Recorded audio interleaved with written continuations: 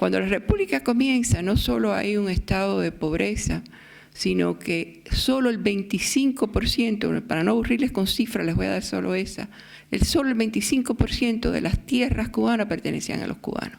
O sea que los cubanos ganaron su independencia, pero no ganaron su país.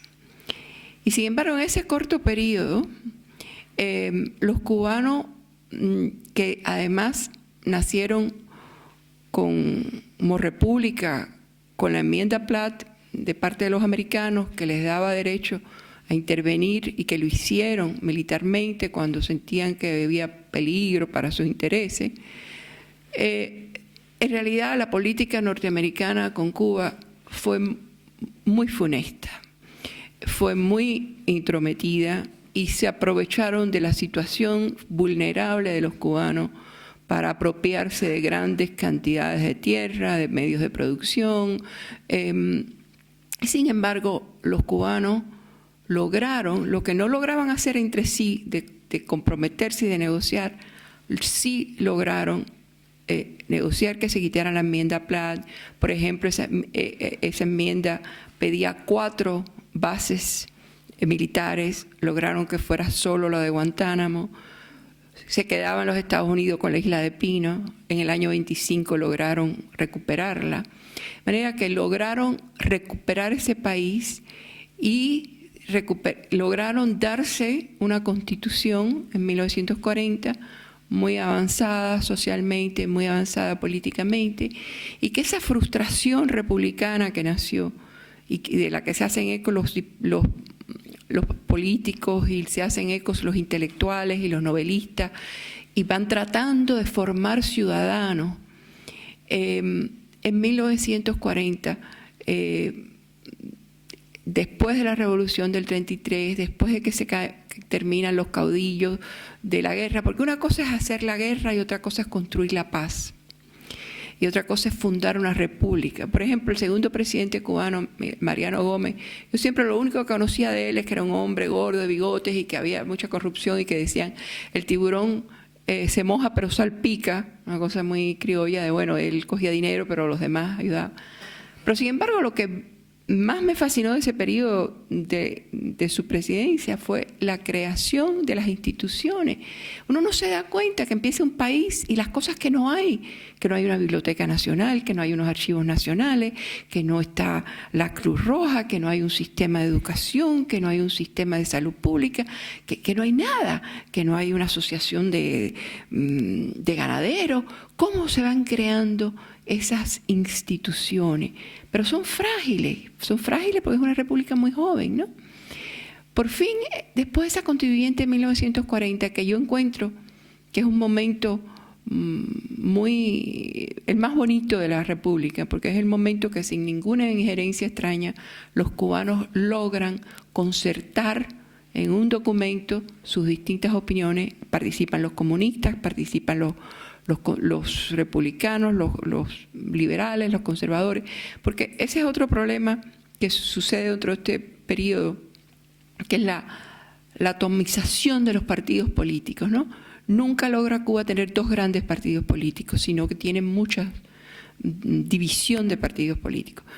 Yo, en efecto, leí estos tomos de historia, pero también tenía que consultar, por ejemplo, un libro sobre los partidos políticos, un libro sobre el sindicalismo, un libro sobre el movimiento feminista, porque, por ejemplo, el movimiento feminista, un país que era una sociedad patriarcal totalmente, tuvo uno de los movimientos feministas más importantes de la América, muy temprano, ¿no? En el principio de los años 20, y eso no está en los libros de historia de Cuba. Está cosas así como Grau le concedió el voto a las mujeres en 1934, así en 2 líneas, no está en los textos.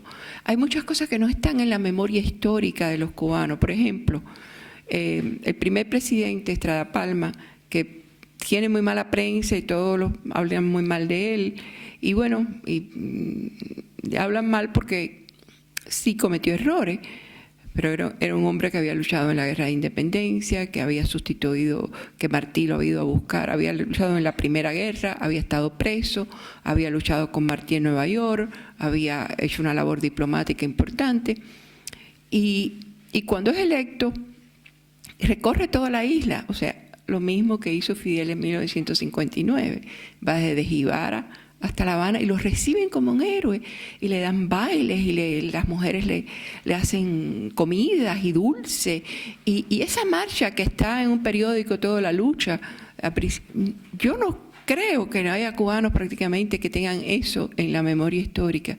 Y claro, ahora hace 100 años, pero en el año 50 y pico, hacía 50 años. Yo me acuerdo de las cosas que yo viví en los Estados Unidos hace 50 años, porque los cubanos de esa época, del año 57, nunca hablaban de ese tipo de cosas, ¿no?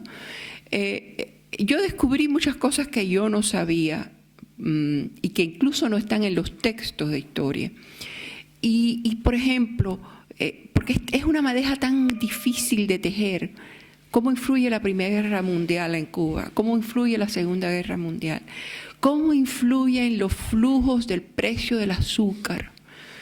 Había un intelectual cubano que decía que los problemas de Cuba eran cuestión de centavos, ¿no? De kilos. Y efectivamente, porque cómo se cotizaba el precio del azúcar, pues hacía variar mucho la economía. De manera que para mí tejer todas estas madejas, estas miradas oblicuas, estas miradas transversales a la política, la economía, la sociedad, la cultura, la influencia americana, el nacionalismo cubano, las leyes, la forma de burlar la ley, los valores sociales, los valores morales, el papel de los intelectuales tratando de formar ciudadanos. O sea, cómo se forma un ciudadano, cómo se forma un demócrata, cómo se construye una república. Y los cubanos lo hicieron. Y lo hicieron a trancas y barrancas, con zonas negras, un problema, por ejemplo, el racismo. Y no es que yo le quiera echar la culpa a los americanos de todo, no puedo hacerlo y no es justo y no es cierto, pero los cubanos habían dado la libertad a los esclavos y los negros, igual que las mujeres, lucharon en las guerras de independencia. Pero cuando empieza la república, primero que no había mucho que repartir, pero segundo, cuando se trata de crear el Partido Independiente de Color, los americanos se ponen muy nerviosos y ven y bueno, el presidente, que era Gómez en ese momento, ve en peligro su presidencia, ve en peligro una intervención americana y el partido hace una ley, la ley Morúa, que no permite que haya partidos políticos por raza o por... Entonces no les permiten un partido político, se rebelan.